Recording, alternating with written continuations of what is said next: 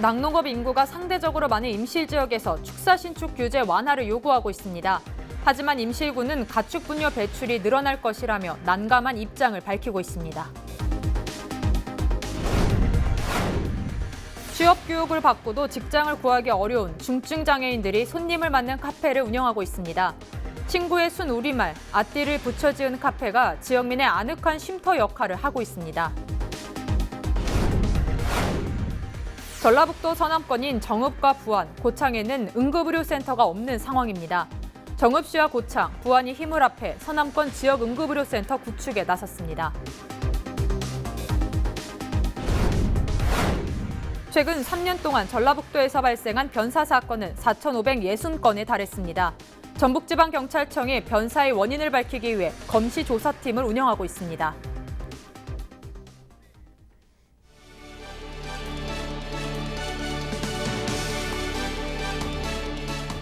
시청자 여러분 안녕하십니까? 헬로티비 뉴스 전북입니다. 첫 소식입니다. 임실지역은 고품질 치즈 생산으로 유명한 곳인데요. 낙농업 인구가 상대적으로 많은 임실지역에서 축사 신축 규제 완화를 요구하고 있습니다.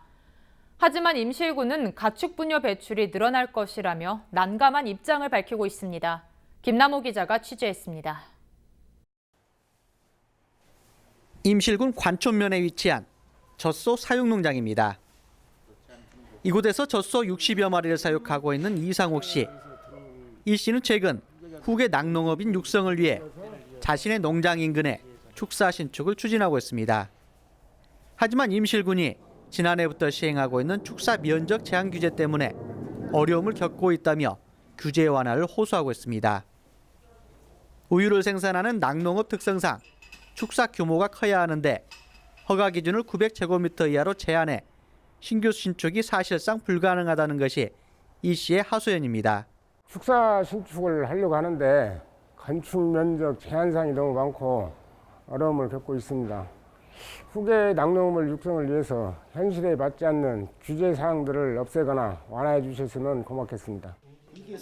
낙농업인들의 규제 완화 요청에 대해 임실군 관계자는 임실 지역 내 가축 사육 적정 도수는 이미 포화 상태이기 때문에 사육 도수를 줄여야 하는 상황이라고 해명했습니다. 또 지난해 9월부터 수질오염 총량제 관련 기준을 강화해 사실상 축사 신축을 제한하고 있다고 덧붙였습니다. 수질오염 총량제 기준을 거의 지금 초과가 되고 있는 그런 절박한 상황이 있습니다. 가축을 사육하시는 분들에게는 다소 어려움이 따를 수도 있겠지만은 임실군 전체 개발 계획을 위해서는 가축 폐수로 통해서 발생되는 수질오염 총량을 제한을 할 수밖에 없는 그런 절박한 상황에서 후계 농업인 육성과 어려운 경제적 여건을 극복하기 위해 축사 규모화와 신축이 필요하다는 낙농업인들. 가축 폐수 처리장 증설 등 수질오염 총량을 늘려나가는 장기적 대책이 필요해 보입니다. 헬로티비 뉴스 김나호입니다. 아늑한 분위기와 향긋한 커피 향이 발길을 멈추게 하는 군청이 있습니다. 취업 교육을 받고도 직장을 구하기 어려운 중증 장애인들이 손님을 맞는 카페인데요. 친구의 순 우리말, 아띠를 붙여 지은 카페가 지역민의 아늑한 쉼터로 손색이 없다고 합니다. 정명기 기자가 다녀왔습니다. 곱게 간 커피 원두를 뜨거운 물로 내리자 향긋한 향이 퍼집니다. 뜨거운 스팀으로 우유 거품을 만드는 모습이 여느 바리스타 못지않습니다. 정성스레 커피를 내놓는 최정훈 씨는 지적 장애인입니다. 안 달아요? 괜찮으세요? 괜찮. 바리스타 교육을 거쳐 어엿한 직원이 됐습니다. 이제 시작하는 바리스타지만 맛있는 커피를 만들려고 열심히 노력하고 있습니다. 친구의 순 우리말 아띠를 붙여 지은 이 카페 직원은 4명 모두 중증 장애인입니다. 손님이 많아 몰릴 때면 일하는 속도가 더딜 때도 있지만 친절하고 성실한 게 매력 가운데 하나입니다. 앞으로 지역 농산물로 만든 제철 주스와 과자류, 차 종류도 늘려갈 계획입니다. 괜찮아. 우리 손자도 장애인이야. 그 내 개는 맞은지 다른 사람 어쩌려는 몰라. 고창군청 로비 한쪽에 아담하게 자리 잡은 카페는 이들의 안정적인 일터를 돕기 위해 마련된 사업입니다. 지역사회에서 십시일반 내놓은 그림과 공예품은 안락하고 화사한 실내 분위기를 연출하고 있습니다. 앞으로 우리 아띠다방이 군청을 방문하는 국민들의 따뜻한 사랑방이 될 수 있도록 많은 관심과 격려 부탁드립니다. 한국장애인개발원의 지난해 장애 통계를 보면 15살 이상 장애인 인구 대비 고용률은 36.5%. 중증장애인 고용률은 더 낮은 수준으로 홀로 서기가 쉽지 않습니다.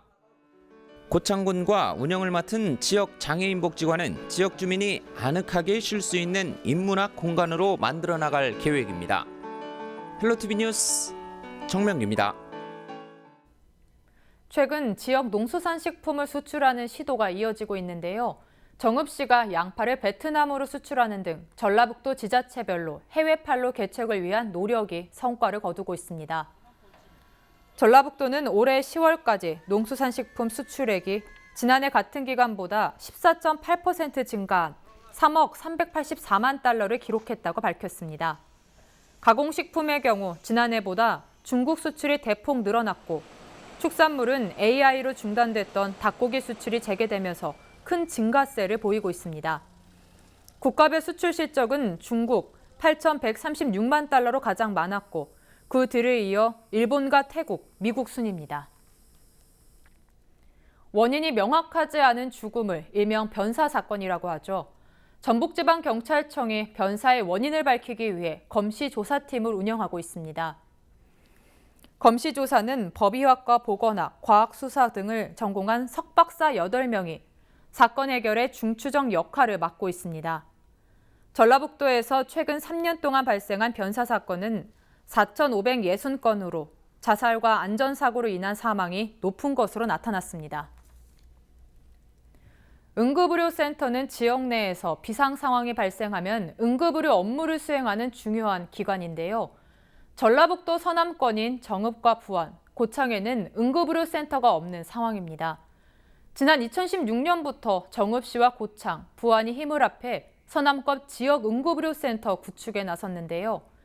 빠르면 12월 초에 지역 응급의료센터 지정이 이뤄질 것으로 보입니다. 이진철 기자입니다.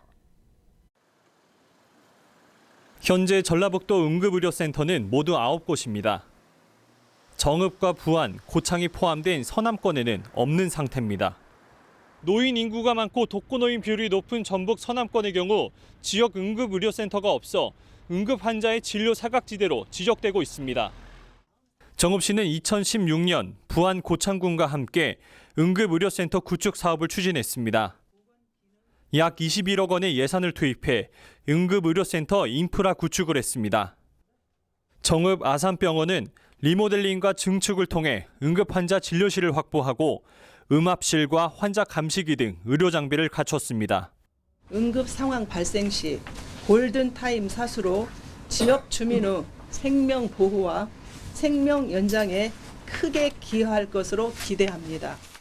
하지만 풀어야 할 숙제도 있습니다. 지역 응급의료센터로 승격이 된다면 응급의료 수가가 인상됩니다. 이에 따라 의료센터를 이용하는 환자들의 부담이 늘어납니다. 진찰료라고 해서 34,800원이 추가가 됩니다. 그래서 저희도 굉장히 고민을 하고 있습니다. 인원이 발생될 걸로 지금 예상을 하고 거기에 대한 고민을 정책적으로 계속 고민을 해야 될 것 같습니다. 지역의료위원회 심의를 거쳐 12월 초에 승격 결정이 나올 예정입니다.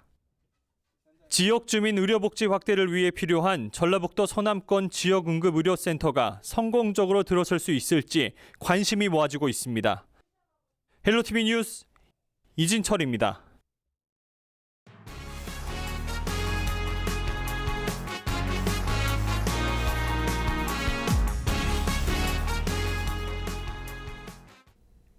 조선시대 남원의 다양한 교육 환경을 살펴볼 수 있는 곳이 바로 서원과 향교인데요. 남원 지역 향교와 서원 문화 특별전이 춘향 테마파크 안에 있는 남원 향토박물관에서 열리고 있습니다. 내년 2월 23일까지 열리는 이번 특별전에서는 조선시대 남원의 옛교육 문화란 주제로 남원 지역의 향교와 서원, 서당 등 교육 관련 옛도서 자료 40여 점이 전시됩니다. 또 유물과 서원의 배향인물, 서원지, 목판 등도 선보입니다. 향토박물관 관계자는 출판 인쇄물의 양과 다양성 측면에서 당대 남원에서 살았던 사람들의 높은 교육 수준을 짐작할 수 있다고 말했습니다. 이런 서원 특별전을 통해서 그때 당시 많은 교육적 인재를 배출한 장소였다라는 것을 살펴볼 수 있는 기회가 되지 않을까 싶습니다. 김제시가 보급종 벼와 감자를 제공할 계획인데요. 각 읍면동 사무소에서 12월 20일까지 신청하면 됩니다.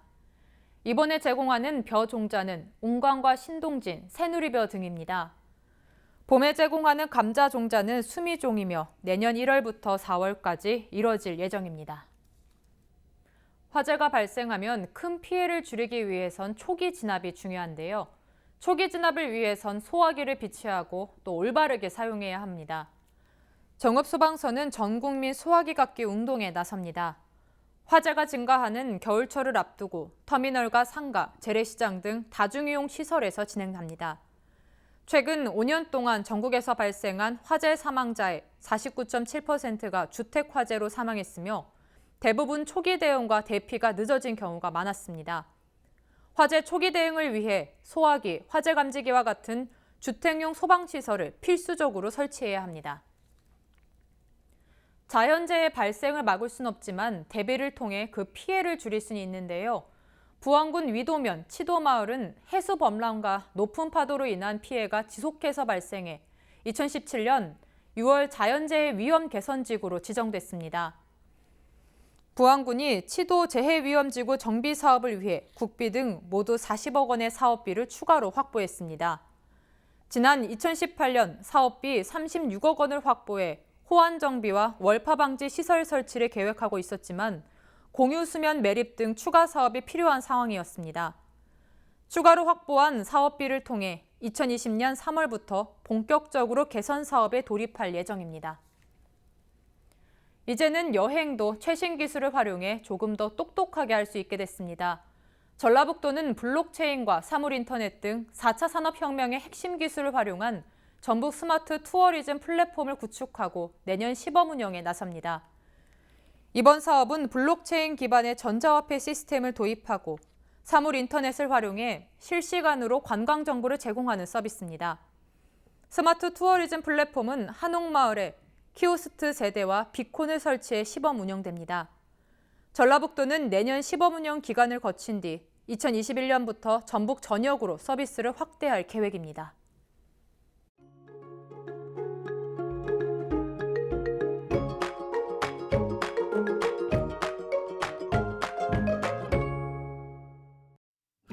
기온이 크게 떨어지면서 반짝 영하권 추위가 찾아왔습니다. 우리 지역 아침 기온 영하 2도로 시작해서 낮 기온 14도에 머물겠습니다. 나오실 때는 따뜻한 옷차림으로 보온에 신경 써주시는 게 좋겠습니다. 하루 사이에도 기온이 널뛰는 만큼 건강관리에 유의하시기 바랍니다. 주간 날씨입니다. 아침 기온이 영하권에 머무는 날들이 많겠습니다. 급격한 기온 변화에 건강 잃지 않도록 주의하시기 바랍니다. 바다 날씨입니다. 전해상 구름 많은 가운데 물결은 최고 2m로 다소 높게 일겠습니다. 전국 날씨입니다. 화요일 아침까지는 옷차림 따뜻하게 하는 편이 좋겠습니다. 일부 중부 내륙은 출근길도 영하권에 머물겠고요. 낮에는 대부분 지역이 평년 수준을 웃돌면서 추위가 한결 나아지겠습니다. 대기의 순환이 원활해지면서 실내 환기하기 좋겠는데요. 환기하실 때는 체온이 떨어지지 않도록 도톰한 실내복을 입으시면 좋겠습니다. 지금까지 날씨 전해드렸습니다.